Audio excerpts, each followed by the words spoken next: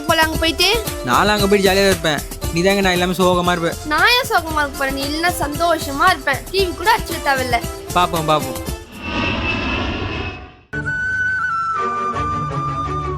டேய் சதீஷ், இங்க என்னடா பண்ற?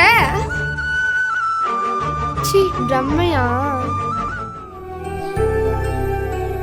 ஏய் சதீஷ், என்ன ஆளையே காணோம்.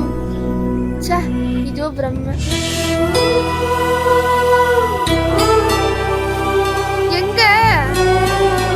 ச்சே.